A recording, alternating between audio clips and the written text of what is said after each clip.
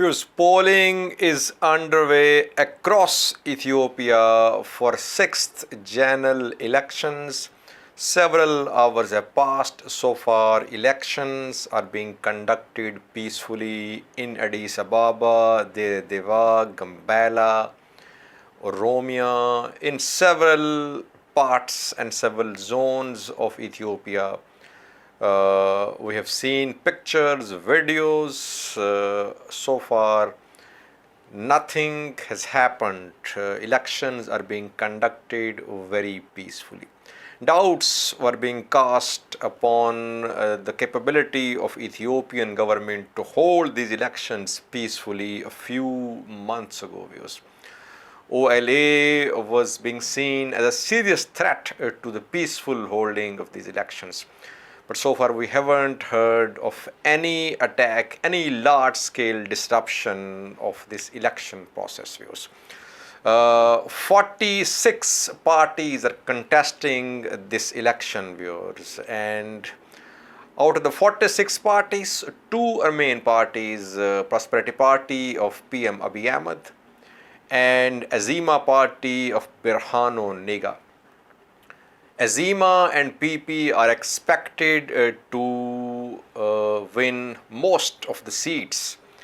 There are 547 seats in Ethiopian parliament, and election is being held in 437 constituencies. So around election is being conducted in around 7 to 75% of Ethiopia. No election in Tigray, in some parts of BG, some parts of Oromia. In Jimma as well, there is peaceful balloting going on. We have seen pictures from Jimma as well. Yesterday, we saw some pictures shared in which OLA fighters were shown standing outside polling stations. It was being claimed that OLA had stormed some polling stations in Oromia. Olula Solomon also shared a picture of an OLA fighter standing outside a polling station in Oromia. Later, it was revealed the picture was fake, it was photoshopped. You can see the two pictures, viewers, and several experts have confirmed that yesterday's pictures shared about OLA storming some polling stations in Oromia, the pictures were fake. Despite international pressure, Abiy Ahmed has managed to hold elections so far peacefully, viewers. The US was the first country which openly opposed these elections. 6 US senators wrote a letter to Ethiopian National Election Board, viewers. Jeffrey Feltman, US envoy to the Horn of Africa, delivered that letter to the head of National Election Board of Ethiopia. In that letter, US senators had called for suspension of elections. They had called for electoral reforms, inclusive dialogue, and then elections. But National Election Board of Ethiopia wrote a letter to US senators. It announced that suspension of elections was not possible. Electoral reforms were not possible at this point of time. Then we heard statements from EU as well. So world was calling for postponement of elections. TPLF supporters were also trying to put pressure. They were trying to use their leverage among international community to make Ethiopian government postpone these elections. But the Prime Minister of Ethiopia did not give in to this pressure, and he went ahead with these elections. And one of the reasons behind this decision of Ethiopian government to hold elections is that Abiy Ahmed is not being challenged by any real opponent now. Main leaders are behind the bars like Bekele Gerba, Daud Ibsa, Hamza Borana, Jawar Muhammad. Main leaders of Oromia are in Kaliti prison. TPLF leaders are fighting a war. So it's not level playing field.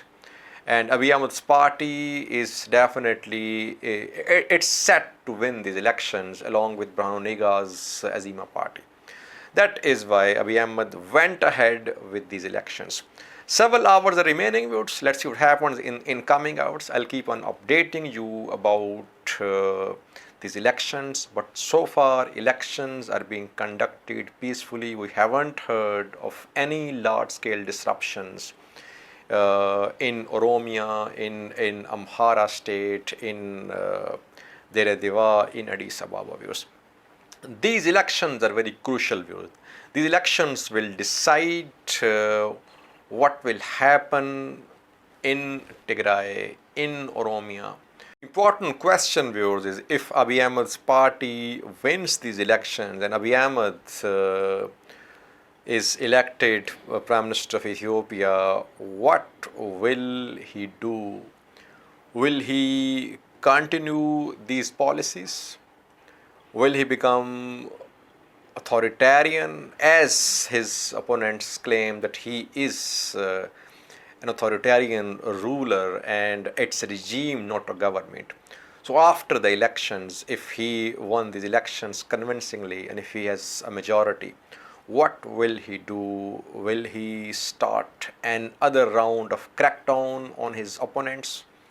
Will he go for talks with TPLF? Or not? Just 2 days ago, Ethiopian government rejected the possibility of any talks with TPLF after Pika Havisto, Finnish Foreign Minister, issued a video statement that Ethiopian government leadership wanted to wipe out Tigrayans from Ethiopia.